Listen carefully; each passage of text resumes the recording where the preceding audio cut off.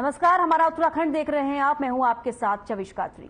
इस वक्त बड़ी खबर आ रही है, आपको बता दें देहरादून से, जहां पर विधानसभा अध्यक्ष रितु खंडूरी ने बैठक बुलाई है। बीजेपी, कांग्रेस, बसपा के विधायक इस बैठक में शामिल होने वाले हैं। सत्र के सफल संचालन के लिए इस बैठक को बुलाया गया है। सत्र को शांतिपूर्वक चलाने का प्रयास किया जाएगा। तो आपको दे रहे हैं, सत्र को लेकर यह बैठक बुलाई गई है। देहरादून से बड़ी जानकारी, विधानसभा अध्यक्ष रितु खंडूरी ने बैठक बुलाई है। बीजेपी, कांग्रेस, बसपा के विधायक इस बैठक में शामिल होने वाले हैं, क्योंकि सत्र के सफल संचालन के लिए इस बैठक को बुलाया गया है। बीजेपी, कांग्रेस, बसपा के इसमें शामिल होंगे। सत्र को शांतिपूर्वक करने के लिए इस बैठक को बुलाया गया है। देहरादून से बड़ी जानकारी, विधानसभा अध्यक्ष रितु खंडूरी ने बैठक बुलाई है।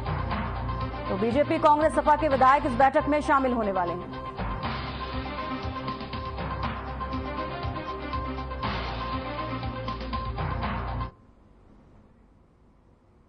उत्तराखंड विधानसभा के मॉनसून सत्र को लेकर देहरादून पुलिस ने सुरक्षा व्यवस्था के पुख्ता इंतजाम किए हैं।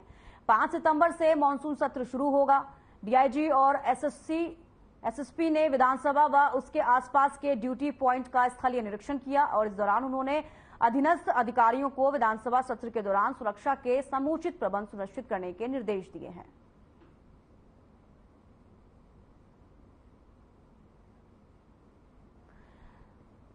तो सुरक्षा के पुख्ता इंतजाम किए जा रहे हैं, क्योंकि डीआईजी और एसएसपी ने निरीक्षण किया है। साथ ही आपको बता दें कि विधानसभा सत्र जो है वो शुरू होने वाला है, जिसको लेकर तैयारियां की जा रही हैं। तो विकासनगर से बड़ी जानकारी आ रही है, आपको बता दें, सेब से लदा पिकअप वाहन दुर्घटनाग्रस्त हुआ है। हादसे में एक की मौत हो गई है और 2 की हालत गंभीर बनी हुई है। त्यूणी से विकासनगर आ रहा था ये वाहन और कोरुवा गांव के पास अनियंत्रित होकर ये वाहन गिरा है। तो बड़ी घटना यहां पर हुई है। घायलों को हायर सेंटर किया गया है रेफर। बड़ी जानकारी आपको दे रहे हैं विकासनगर से। सेब से लदा पिकअप वाहन दुर्घटनाग्रस्त हो गया है। हादसे में एक की मौत हुई है, 2 लोग हालत गंभीर बताई जा रही है। तो विकासनगर की तरफ आ रहा था और कुरुवा गांव के पास अनियंत्रित होकर ये वाहन गिरा। घायलों को हायर सेंटर रेफर कर दिया गया है। एक की मौत हुई है, 2 लोगों की हालत गंभीर बताई जा रही है। सेब से लदा हुआ ये पिकअप वाहन। तो तस्वीरें आप देख रहे हैं, जहां पर 2 लोगों की हालत गंभीर बताई जा रही है। उनको वहां पर रेफर किया गया है, हालांकि एक की मौत हो गई है। तो सेब से लदा हुआ वाहन बताया जा रहा था, जो अनियंत्रित होकर गिरा, जिसके बाद एक की मौत हो गई। जनपद उधम सिंह नगर के जसपुर क्षेत्र में महुआ डाबरा नगर पंचायत में मेरी माटी मेरा देश कार्यक्रम में केंद्रीय रक्षा राज्य मंत्री अजय भट्ट पहुंचे, जहां बीजेपी कार्यकर्ताओं ने उनका जोरदार स्वागत किया। वहीं कार्यक्रम में उन्होंने सभी से दिल्ली में बन रही अमृत वाटिका में संयोग के लिए घर की मिट्टी और चावल लाने के लिए जोर दिया है। वहीं कार्यक्रम में पूर्व सैनिकों को सम्मानित किया गया। इस मौके पर जिलाध्यक्ष गुंजन सुखीजा, पूर्व विधायक शैलेंद्र मोहन सिंघल, अनुसूचित जाति आयोग के अध्यक्ष मुकेश कुमार मौजूद रहे। वहीं केंद्रीय रक्षा राज्य मंत्री अजय भट्ट ने बताया कि क्षेत्र की समस्याओं का समाधान किया जा रहा है। बाईपास रोड बना दिया गया है। ऑल इंडिया रेडियो स्टेशन कुछ दिनों में प्रारंभ होने वाला है। जनता की स्टेडियम की मांग है, जिसके लिए मुख्यमंत्री से बात की जाएगी और स्टेडियम को वापस लाने की पूरी कोशिश की जाएगी।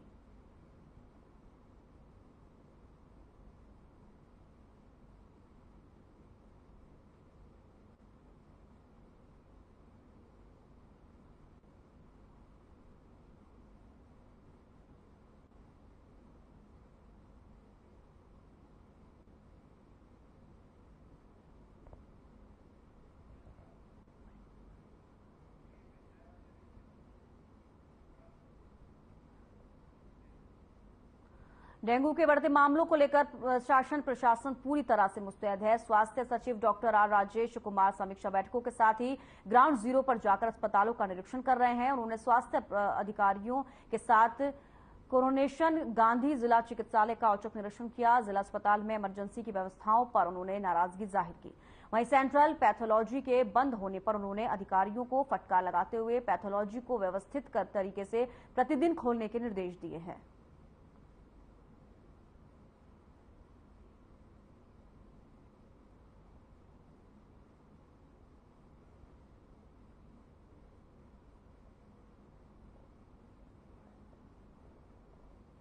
देखिए, प्लेटलेट्स के संबंध में मैं बताना चाहूँगा कि पिछले इसी हफ्ते मैंने 2-3 साल का निरीक्षण किया और प्लेटलेट्स जो वहाँ पे जो ब्लड बैंक है उसका भी मैंने मौका मांगा कि अभी भी मैं जाऊँगा और ब्लड बैंक देखने जाऊँगा और वहाँ पे भी प्लेटलेट्स की स्थिति क्या है उसका भी मैं निरीक्षण करूँगा। कोशिश हमारी ये है कि प्लेटलेट्स समय पे उपलब्ध हो, क्योंकि अभी सिचुएशन जो है हम लोग बिल्कुल कंट्रोल में ले आने की कोशिश कर रहे हैं। तो स्वाभाविक है कि डिमांड है और हमारी कोशिश रहेगी कि जितना डिमांड है उसको हम टाइमली मीट करें।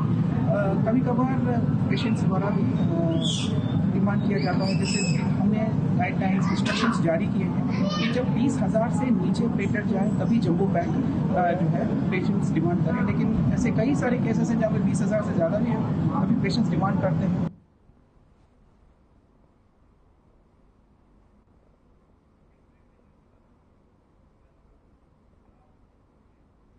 और रुक रहे छोटे से ब्रेक के लिए, जल्द हाजिर होंगे।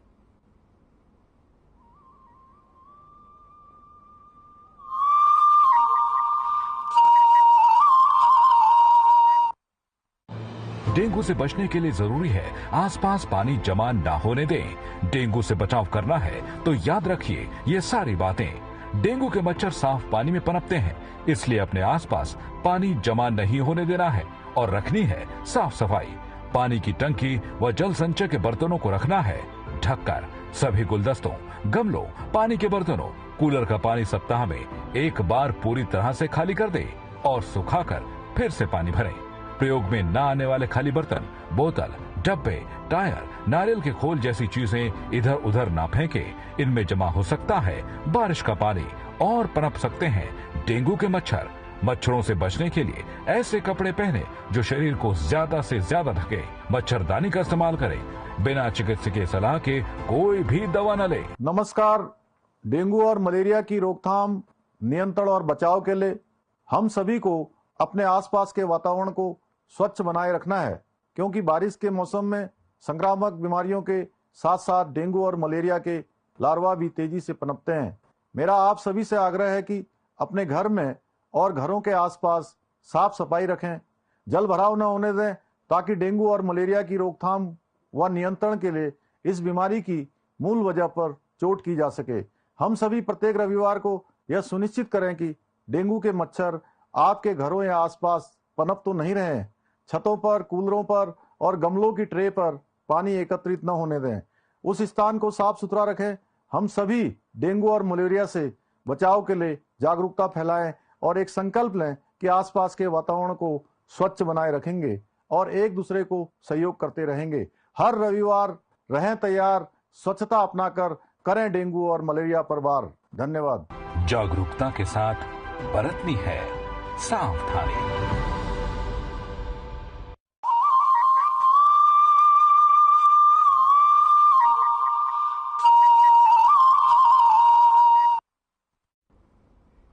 ब्रेक के बाद स्वागत है आप सभी का। खबरों में आगे बढ़ेंगे, जहां जमीन बंटवारे को लेकर पारिवारिक कलेश से परेशान होकर एक युवक ने खुदकुशी कर ली है।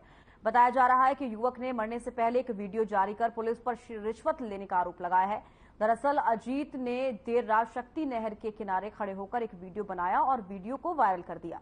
इस वीडियो में अजीत ने खुलासा किया कि उसके परिवार के सदस्यों ने जमीन बंटवारे को लेकर उसके साथ अन्याय किया है।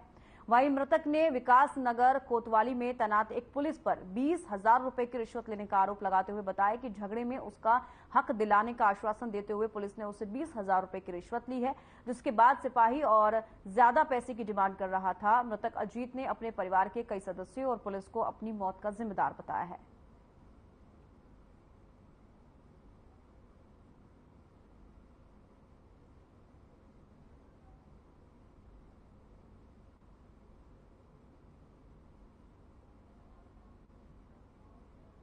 अब मुझे अपनी जान देनी पड़ रही है। मैं ढकरानी के पास खड़ा हूँ, शक्ति नहर पे पुल के पास। मैं अपनी जान देने जा रहा हूँ। मेरे बीवी बच्चों को मेरा हिस्सा मिले, उनके साथ इंसाफ हो। अब मेरी मौत के जिम्मेदार हैं मेरे दोनों चाचा और दोनों चाची, मेरी दादी दादा और मेरा भाई। इनके खिलाफ सख्त सख्त कार्रवाई हो। जो इनके साथ मिला हुआ है पुलिस वाला है, विकास नगर कोतवाली में कांस्टेबल है, उसका नाम है त्यागी। मैं सिर्फ त्यागी के नाम से जानता हूँ। स्वर्गीय अजीत कुमार सन ऑफ सोहन लाल, निवासी गुड्डिच विकास नगर, के द्वारा जो बनाया गया जो वीडियो वायरल हो रहा है उसके संबंध में अवगत कराना चाहता हूं कि इस प्रकरण में मृतक की धर्मपत्नी कमल के लिखित तहरीर के आधार पर थाना विकासनगर में धारा 306 आईपीसी के तहत मामला पंजीकृत कर लिया गया है और मामले में विवेचना गतिमान है।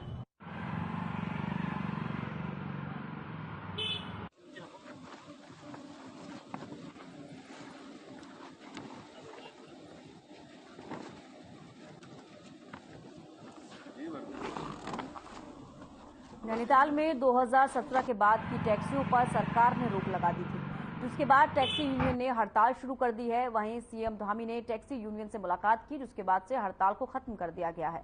नैनीताल टैक्सी यूनियन के अध्यक्ष दीपक मटियानी ने बताया कि मुख्यमंत्री पुष्कर सिंह धामी ने वार्ता करने के बाद अब हड़ताल 12 सितंबर तक के लिए बंद कर दी गई है। उन्होंने कहा कि वार्ता के दौरान मुख्यमंत्री ने उन्हें आश्वस्त किया है कि जब तक उच्च न्यायालय का संशोधित फैसला नहीं आ जाता तब तक नैनीताल के भीतर टैक्सी वाहनों को न रोका जाए और न ही चालान किया जाए।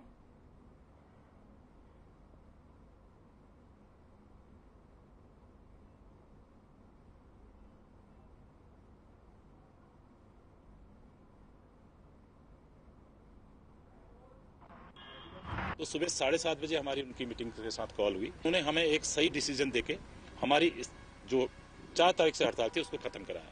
उसमें उन्होंने हमारे महासंघ के सभी पदाधिकारियों को ये बोला कि 12 तारीख की जो आपकी डेट है उसमें हमारी तरफ से हमारा सरकारी वकील आपकी पैरवी करेगा और कोई ना कोई अच्छा संदेश आपको मिलेगा।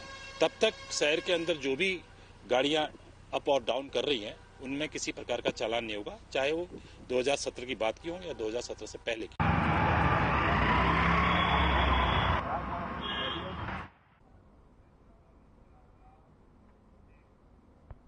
उत्तराखंड के सीमांत जिले हरिद्वार के यूपी से लगे 2 बॉर्डरों पर बड़े प्रवेश द्वार बनाए जाएंगे। हरिद्वार रुड़की विकास प्राधिकरण जल्द ही नारसन और चिड़ियापुर बॉर्डर पर प्रवेश द्वार बनाने जा रहा है।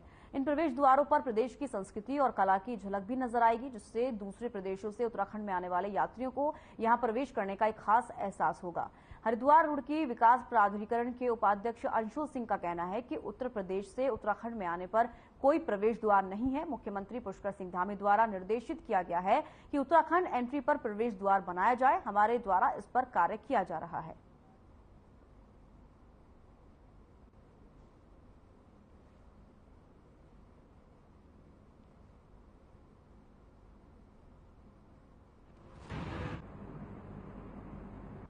देखिए, जब हम उत्तराखंड में एंटर करते हैं तो अभी बिकॉज हमारे बॉर्डर्स के बारे में ज़्यादा आइडेंटिफिकेशन के लिए कोई गेट नहीं है, तो माननीय मुख्यमंत्री जी का यह आदेश है और उनकी ये इच्छा भी है कि जब उत्तराखंड में हम एंटर करें तो ये पता लगे लोगों को कि आप गेटवे टू हिमालयाज में एंटर कर रहे हैं, और उसी हिसाब से हम लोग वहाँ के गेट्स बनाने वाले हैं। ये जो गेट्स आएंगे it won't be simply a gate, इसमें हम लोग कोशिश करेंगे कि उत्तराखंड की संस्कृति झलके और लोगों को एक अलग फीलिंग आए जब वो उसमें एंटर करें।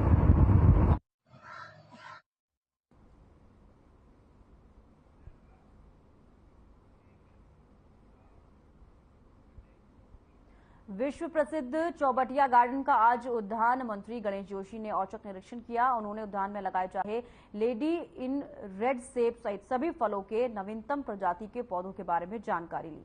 साथ ही उन्होंने सेब, प्लम, अखरोट, खुबानी, चेरी व नाशपाती के अलग अलग बनाए जा रहे ब्लॉकों को देखा और उद्यान अधीक्षक डॉक्टर ब्रजेश कुमार गुप्ता के द्वारा किए जा रहे विकास कार्यों की सराहना की।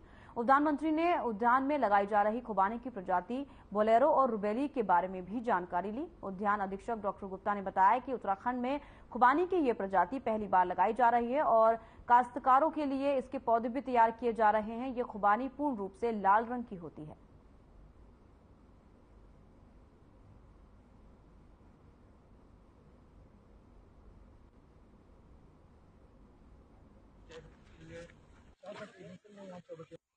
देखिए, चौपटिया गार्डन जिसका एक अपना इतिहास है, मैंने इसका निरीक्षण किया है कैसे इसको हम डेवलप कर सकें। कुछ सुझाव अधिकारियों के और स्थानीय लोगों के यहाँ पर आए हैं। मेरी कोशिश होगी कि जाने के बाद अपने अधिकारियों को बुलाकर उनके साथ बैठकर, क्योंकि ये इतनी सुंदर जगह है, इसको हम हॉर्टी टूरिज्म के रूप में विकसित कर सकते हैं। और एक छोटे से ब्रेक के लिए जल्द हाजिर होंगे।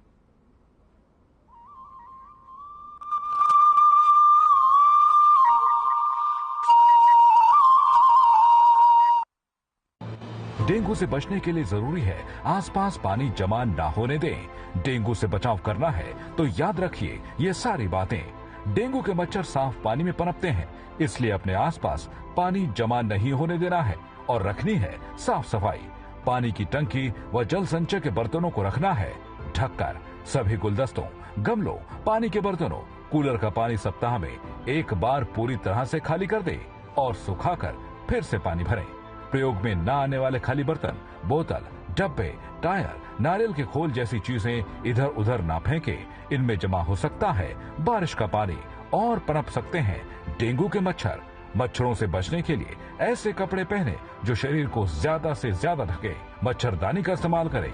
बिना चिकित्सकीय सलाह के कोई भी दवा न ले। नमस्कार। डेंगू और मलेरिया की रोकथाम, नियंत्रण और बचाव के लिए हम सभी को अपने आसपास के वातावरण को स्वच्छ बनाए रखना है, क्योंकि बारिश के मौसम में संक्रामक बीमारियों के साथ साथ डेंगू और मलेरिया के लार्वा भी तेजी से पनपते हैं। मेरा आप सभी से आग्रह है कि अपने घर में और घरों के आसपास साफ सफाई रखें, जल भराव न होने दें, ताकि डेंगू और मलेरिया की रोकथाम व नियंत्रण के लिए इस बीमारी की मूल वजह पर चोट की जा सके। हम सभी प्रत्येक रविवार को यह सुनिश्चित करें कि डेंगू के मच्छर आपके घरों या आसपास पनप तो नहीं रहे हैं। छतों पर, कूलरों पर और गमलों की ट्रे पर पानी एकत्रित न होने दें। उस स्थान को साफ सुथरा रखें। हम सभी डेंगू और मलेरिया से बचाव के लिए जागरूकता फैलाएं और एक संकल्प लें कि आसपास के वातावरण को स्वच्छ बनाए रखेंगे और एक दूसरे को सहयोग करते रहेंगे।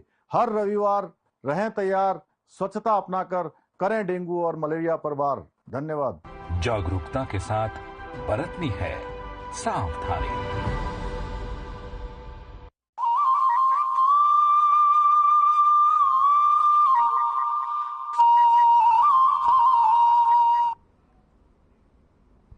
ब्रेक के बाद स्वागत है आप सभी का। प्रदेश सरकार के कार्यों का विरोध करने पर 2 दिन पहले कांग्रेस कार्यकर्ताओं पर प्रशासन ने सख्त कार्रवाई कर 2 कार्यकर्ताओं को गिरफ्तार किया। वहीं इसके विरोध में कांग्रेस कार्यकर्ता सड़कों पर उतरे, जिसको देखते हुए भारी पुलिस बल की तैनाती की गई।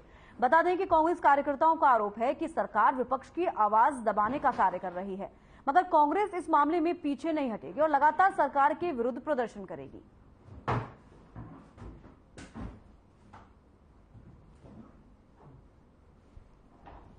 भारतीय जनता पार्टी पुष्कर धामी दिशाहीन हो चुके हैं। उनको विकास से, एजुकेशन से, स्वास्थ्य से, पूरा हरिद्वार आज भी बाढ़ आपदा में परेशान है, पर उनको इन सब चीजों में इंटरेस्ट नहीं है। उनको इंटरेस्ट ये है कि मेरा पुतला कौन फूंक रहा है, मेरी मुर्दाबाद कौन कर रहा है। तो उनको आईना दिखाने के लिए जो उन्होंने परसों हमारे 2 लड़कों को कोतवाली में बिठवाने का भारतीय जनता पार्टी ने, सरकार ने कार्य किया।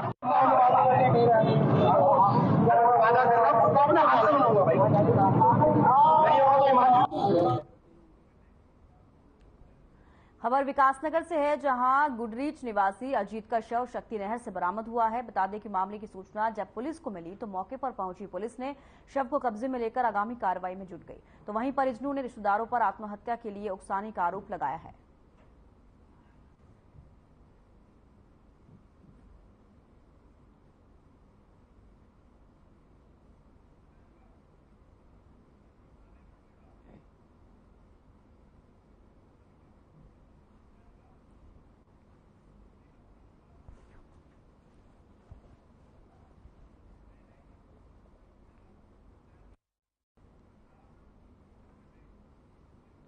सिविल अस्पताल रुड़की के एक वार्ड में मरीज के तीमारदार ने अस्पताल के खाने की गुणवत्ता पर सवाल खड़े किए, जहां आरोप है कि खाने में कीड़े होने की शिकायत सीएमएस से की गई और कहा कि वे खाना बनाने वाले ठेकेदार मरीजों के स्वास्थ्य के साथ भी खिलवाड़ कर रहे हैं।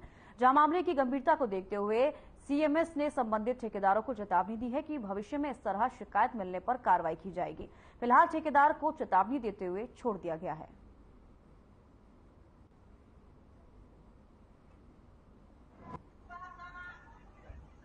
खाना लेकर आते हैं, उसमें दलिया में कीड़ा था। तो जैसे वाइफ खा रही थी तो उन्होंने दिखाया मुझे, तो मैंने उन्हें बोला तो कह रहे कि धोखे में गिरा। उन्होंने 1 की प्लेट में बोला, उनमें भी था 4-5 प्लेट लेकर आते। मैंने फोटो खींच रखा, मैं आपको सेंड करा। तो किसी उनको बताया था जो खाना बनाते हैं, मान कर जी ऐसा नहीं है, वही कोई बात नहीं। अब जब फिर आज वो खाना ले गए, आज 2 रोटी उन्होंने वासी की। तो गंभीरता है। हमारा उत्तराखंड में फिलहाल इतना ही। दीजिए इजाजत, नमस्कार।